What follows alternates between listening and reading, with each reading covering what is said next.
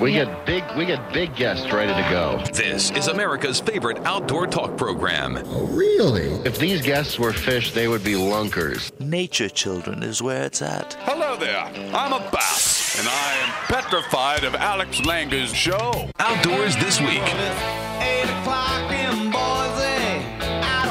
Everybody can participate, no matter how old you are, what income you are, or for that matter, what sex you are. Anchor yourself right here, because it's time for Outdoors This Week.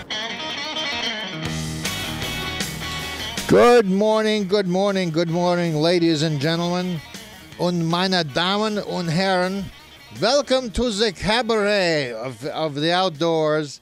We have a cabaret singer and dancer who is also a Bassmaster elite angler, or angler, should I say, Todd Faircloth. Who is this Todd Faircloth? Who is he? What is he doing on this show? Seriously, Todd Faircloth has been on the Bassmaster Tour since 1996. Over the years and 162 tournaments later, he's had 3 third-place finishes, 2 second-place finishes, and 3 first-place finishes, one of which he just did this year on the Mississippi River up in Wisconsin. And he's been in the Classic 10 times in those 16 years. And Todd is a hardworking and skilled angler who has had a great year in 2012. He's already poised to take on the competition in the Bassmaster Classic in 2013. His place in the Classic was cemented by his win back in June on the Mississippi River. On why he fishes, Todd says, I enjoy the competition. It's something I'd always dreamed about pursuing, and it's really exciting for me. On a personal note, being a good Southern gentleman, he loves ribeye steak and country music, and Lonesome Dove is his favorite movie. Did you hear that, Lynn? I didn't know that until the other day. He may be available. I mean, I don't think he is, but he's got a family, but who knows, Lynn? Who knows? He's a Southern gentleman. He is a Southern gentleman. I love that. And you know how those Southern gentlemen are? Oh, yeah, I do. I do. And then we have all of our usual suspects. We have Ron Linder, who's a Northern gentleman and not available. We have Larry Whiteley with Bass Pro Shops, who looks and sounds like Kenny Rogers, at least in Lynn's mind. Then we have Sammy Lee, and then we have good old Wade Bourne, who is not only a Southern gentleman, but he also hunts and he carries a gun. So be careful with Wade. Of all those people, I'd be careful with Wade. Definitely. So, and that's it. That's it. That's all we get, which is more than enough.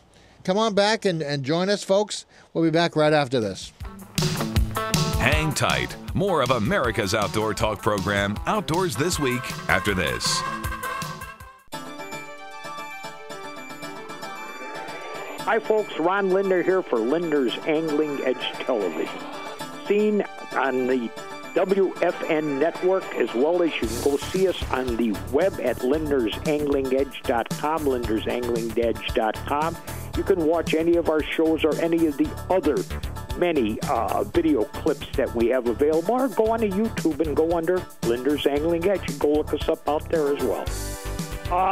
Got some sad news to call.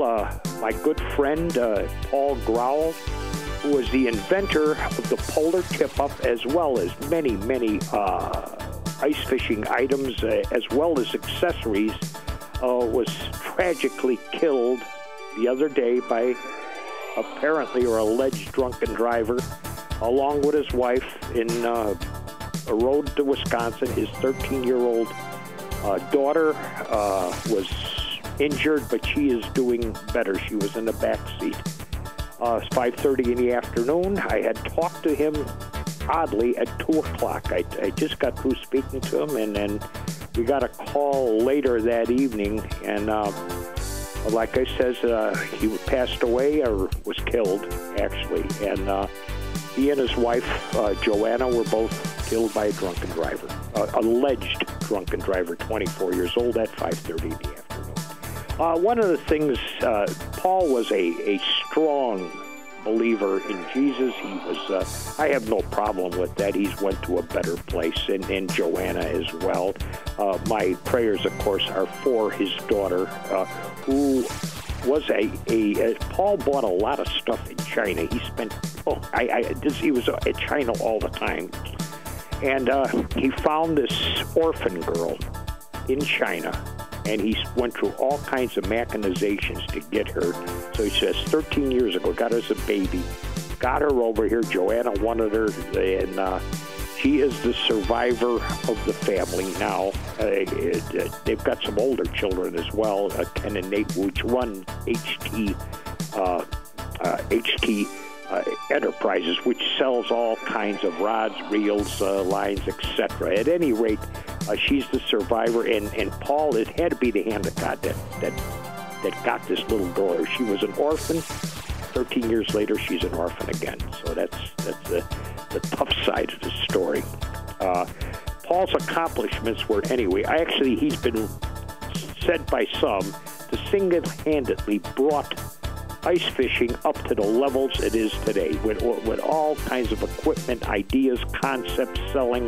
Walmart was one of his big outfits, but he sold to every place with HT Enterprises stuff. And anyway, I'm going to the funeral tomorrow. A lot of the tackle industry will be there, and I'm going to send him off and just pray that I know he and Joanna are in a better place. That's it for now, and see you later, folks. Ron Linder signing off.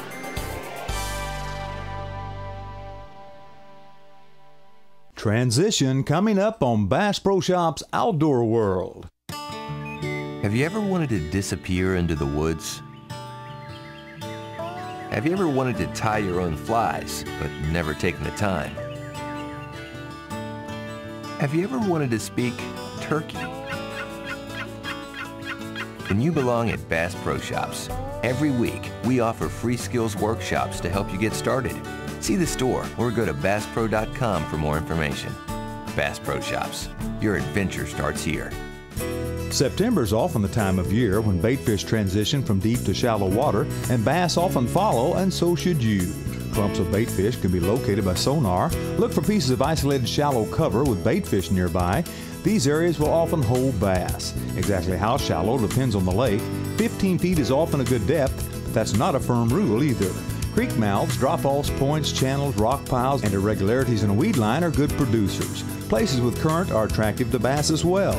Bass may be well fed, in which case you have to agitate them into biting. Now when you come to an area that you believe holds bass and bait fish, start by covering a lot of water with a fast-paced lure. This will catch most of the more active bass, as well as give you an idea of what specific spots within the overall area hold the most fish. Now use a buzzbait when you see bass breaking the surface, or when the surface is rippled but not choppy. I'm Larry Whiteley, and this is Bass Pro Shop's Outdoor World. Why, thanks, Larry. You didn't catch me this time. Last time you caught me off guard, but not this time. Thanks a lot for that great report. My next guest is an Elite Series angler by the name of Todd Faircloth. Todd has been fishing the Bassmaster Tour since 1996. Over those years and through 162 tournaments, he's had 28 top 10 finishes, 3 third-place finishes, 4 second-place finishes, and 3 first-place finishes, of which this year was his most recent one, and he's been in the Classic 10 times. This year, he won the Mississippi River Tournament. And Todd, first of all, welcome to the show. Let me ask you about the Mississippi River Tournament. How did you win that, and how did you feel when you won that? Well, thanks for having me, first of all, Alex. And yeah, it was it's a portion of the upper Mississippi River, and I had never fished that far up on the Mississippi River, so it was all new to me. But what was kind of interesting about it was when I got up there and started riding around and looking around, it's got a whole lot of grass in it, and I feel real comfortable fishing grass, and that's pretty much what I focused on the 3 days of practice, was trying to develop a pattern, fishing the grass, and I found 2 pretty special areas, and pretty much had them all to myself, and to win an event, our events are 4 days in a row, so you've got to make really good decisions. You have to manage your fish properly, and you can't beat up on them too bad, the first 2 or 3 days, and everything has to kind of just fall according to plan in order to win one of those things, because you're fishing against the best guys in the world, and you've got 4 days to try to put it all together. You really can't slip up at all, can you? No. You've got to execute flawlessly. You've got to, if you get a big bite, you've got to put him in the boat.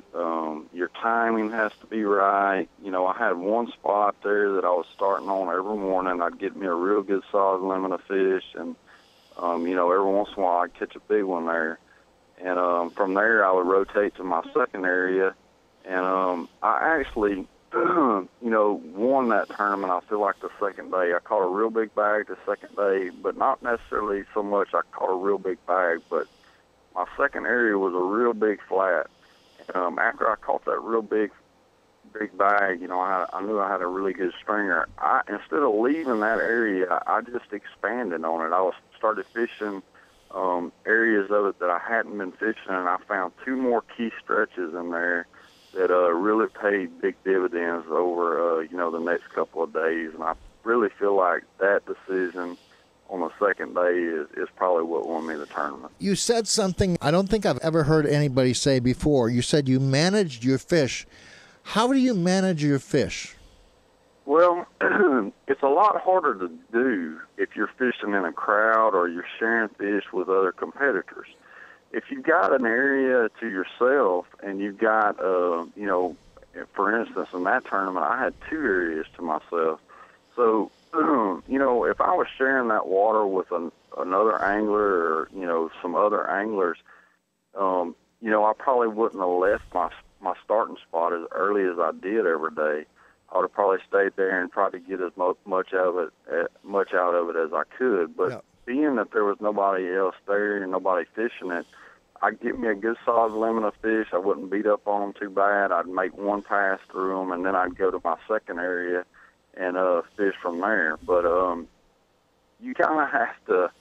It's almost like a chess game, If you're fishing around a crowd and you're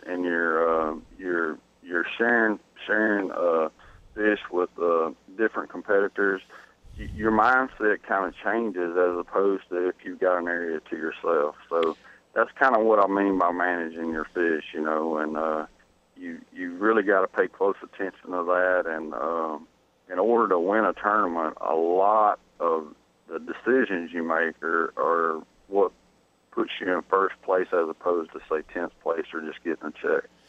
Todd, we got to take a break right now, and when we come back, I'm going to ask you to elaborate some more on how you win tournaments, all right? All right, you bet. All right, stay with us, Todd, and stay with us, folks. We'll be right back after this.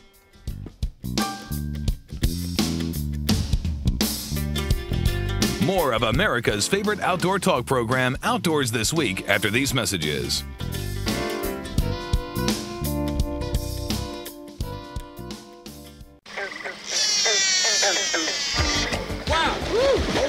That's a good one since 1984. Tight Lines with Sammy Lee. She gave up a major accounting job in New York City to go hunting around the world, and she's doing very well at it. Hello, this is Sammy Lee. In just a moment, one of the most interesting people I've ever met will continue telling you how she became a world-class angler and a big game hunter. I'll be back with Larissa Switlick after this. When you're trying to get a trophy in your sights, you need HuntMate Pro, the iPhone app for hunters of all kinds. HuntMate Pro shows you the best hunting times each day, moon phase and sunrise data, plus color weather radar and extended forecasts, including wind speed and barometric pressure. You'll also get hunting tips and recipes at the touch of a finger. Take an iPhone picture of your trophy, and HuntMate Pro puts it on the trophies page and logs the exact spot you made it. Hunters on the go need HuntMate Pro. Buy yours online at the iTunes Store or at huntmateapp.com. How was a big city girl looked upon by family and friends when she discovered her love of hunting and fishing? Well, I asked Larissa Switlick that question. It was interesting because I found that I had this love for hunting and the outdoors and fishing. And to me, I was really excited because, I just shot this great trophy. We ate it, and I wanted to show people pictures because I'm proud of it. And my family and everyone in Sarasota, Florida, all my friends were really confused about my new love for hunting. My parents even said, what is wrong with our daughter? Is this a phase? and they just don't understand it. And I think there's a lot of lack of education about hunting and fishing, and I think that's why if people don't like it, it's just maybe you still don't understand it, you know, and that's kind of my goal, is to educate the general population about what I do and why I do it. But yeah, it was a life-changing experience, and it was hard at first. But then when I started meeting people that were also interested in the outdoors and hunting and fishing, they really enjoyed listening to my stories. I was like, okay, I just found my niche. You know, these are my people. This is why I do this. This is where I belong. And literally, fast forward 2 months later, I found myself in South Africa hunting. Wow. When we get together again next time, Larissa Switlick will tell us how her love of fishing and hunting is more powerful than just about anything else on earth to her. I'm Sammy Lee, and until next time, Tight Lines. Tight Lines, brought to you by SpectraBurst, the ultimate color-changing technology. HuntMate, the best hunting app for your iPhone. By UFP, America's leading maker of brake systems for boat trailers. And by Bleeding Bellies Lures, the bait that actually changes color. Follow Tight Lines on Twitter at www.twitter.com/TightLinesRadio. Thanks, Sammy Lee. And the last time I saw Sammy was at this past Bassmaster Classic, where he was inducting people into the Bass Fishing Hall of Fame. And Todd, that's where you're going to be inducted. When you're inducted, Sammy Lee will do the inducting, all right? Well, I've got a long ways to go before I get there. Todd Faircloth is my guest this hour, and he has 3 first-place finishes to his credit, and he's made 10 appearances in the Classic. Todd, let me ask you, what lures did you use in your win on the Mississippi River this year? I caught them on a topwater frog, which is a hollow belly frog, and I caught probably caught 50% on a frog and another topwater bait, and also I caught probably the rest of them on flipping a Yamamoto creature, punching through the grass with a big weight. How heavy a weight did you use? I was using 1.25 ounces, so okay. It was real thick grass, and once the sun got up, those fish would tuck up underneath those mats, and they didn't want to come up, and hit the top water as aggressively, and I'd flip them out with a. How far into the grass would they be lying? I would say for the most part, you had an outside edge, and probably from the outside edge 5 foot in, and that's, generally speaking, the fish will stay somewhere around where there's an opening or an edge. Yeah. And it just depends, the water clarity and stuff like that. I think that was a real big key for me in that win was there was a lot of dirty water, but the grass that I was fishing was, where it transitioned from kind of dirty water to real clear water. And the fish seemed to be really important, was to stay, in the clearer water whenever you're fishing grass. I've always had more success fishing grass in cleaner water as opposed to dirtier water. The Mississippi was muddy, but the part of it where the bass were under the weed mats was clear.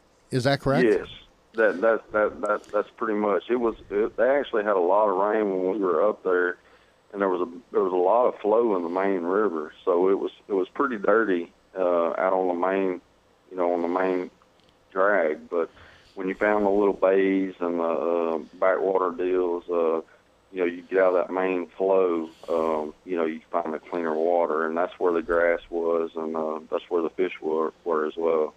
What else can you tell me about fishing in the Mississippi this past time?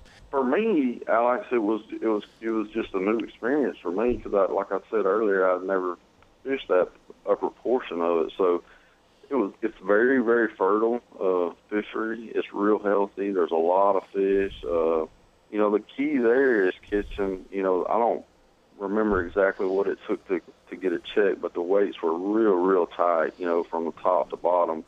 And the key there was catching, the fish over 3 pounds. And that was real critical there. But, it reminded me, a lot of fishing, say probably the Potomac River. There were a lot of similarities,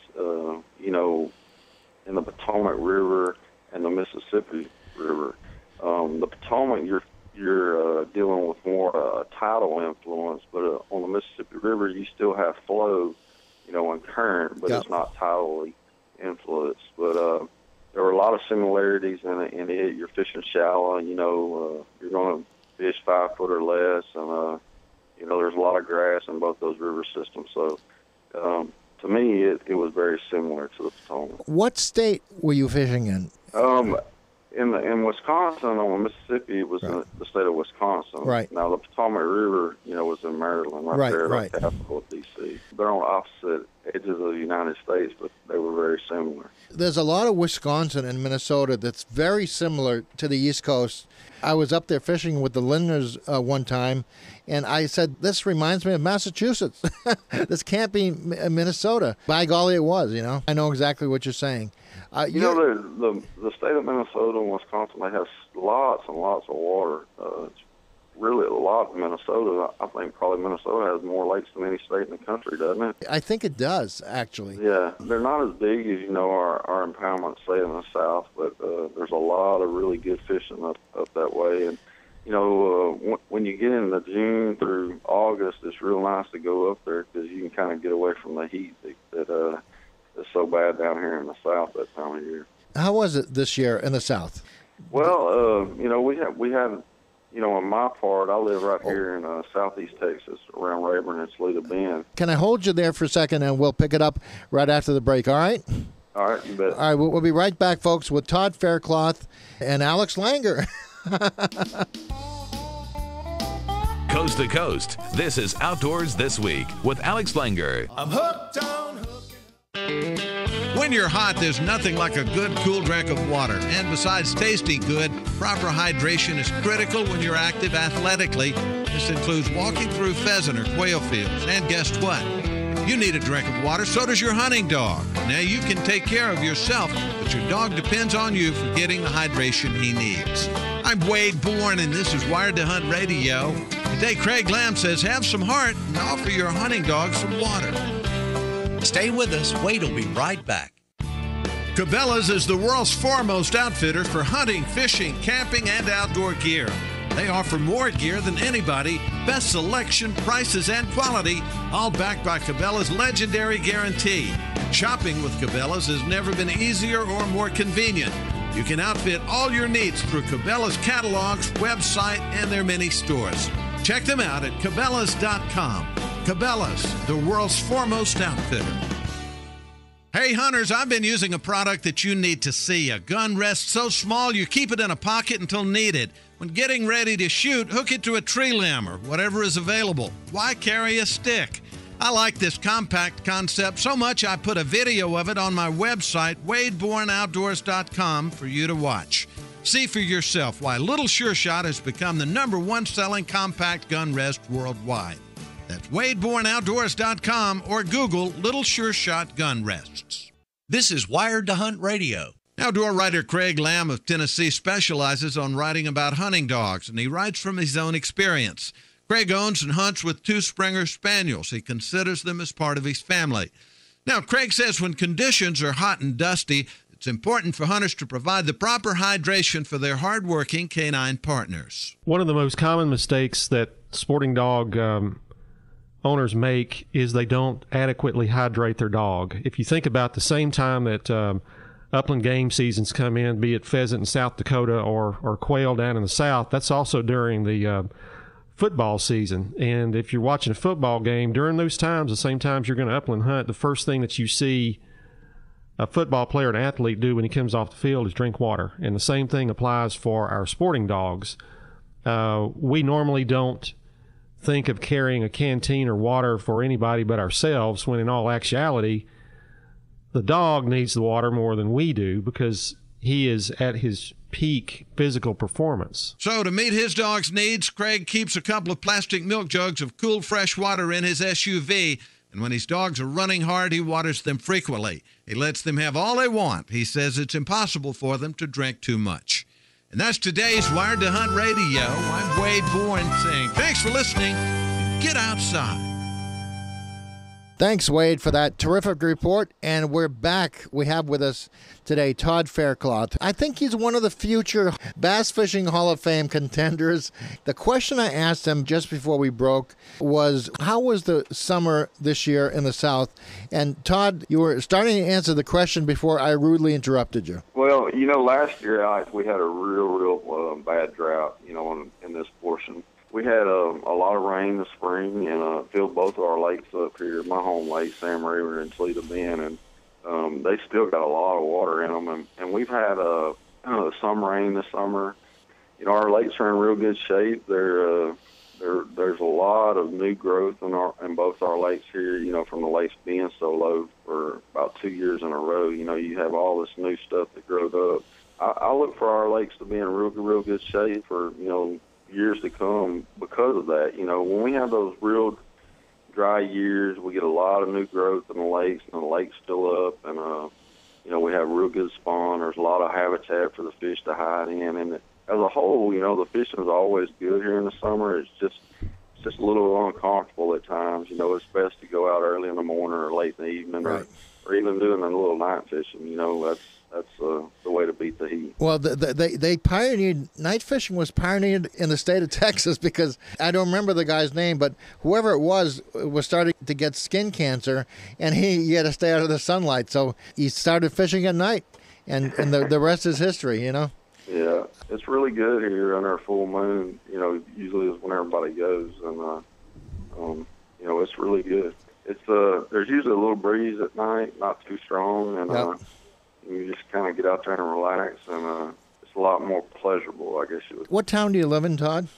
I live in Jasper. Jasper? Which is about 2 hours north of Houston. Okay. All right. So has the shooting subsided on the Rio Grande? Alex, I haven't heard of anything down Falcon in quite some time now. I think they've kind of got matters in control, I guess you would say, on the lake itself there.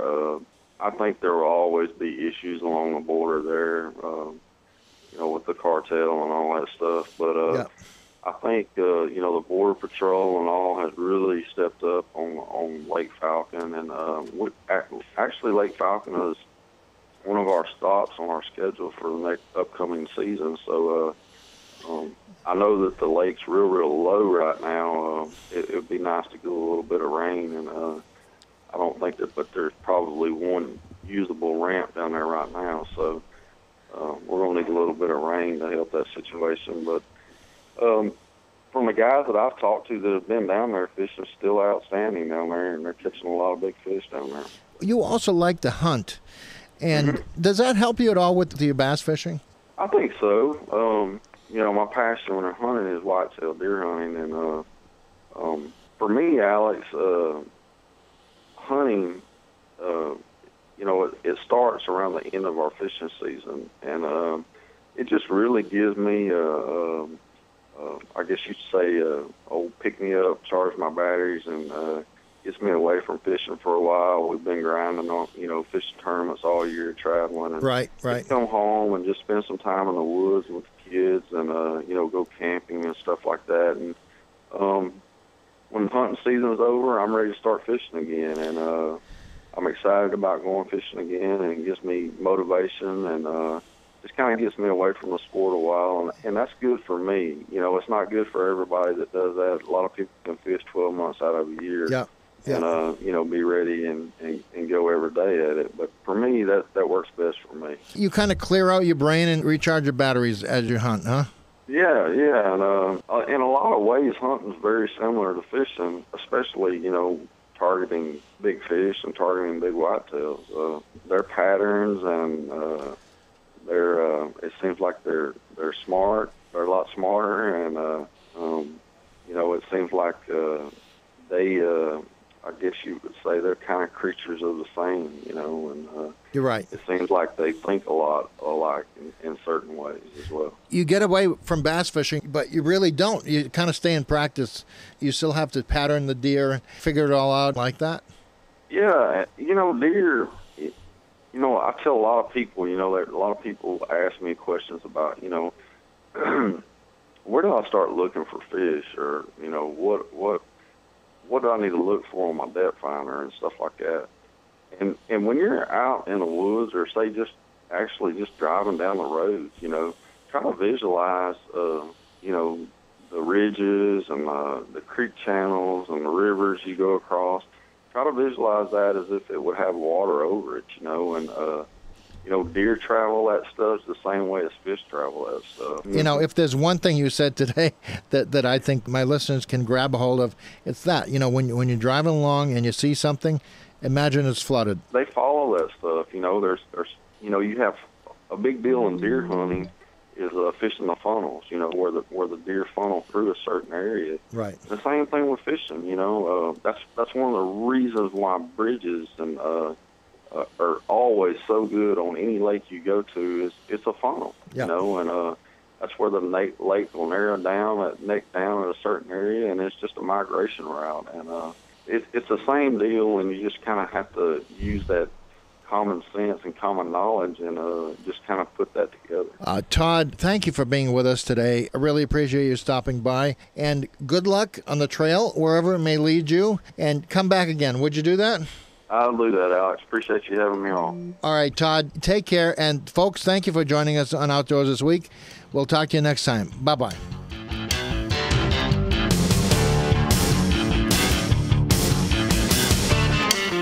Outdoors This Week with Alex Langer.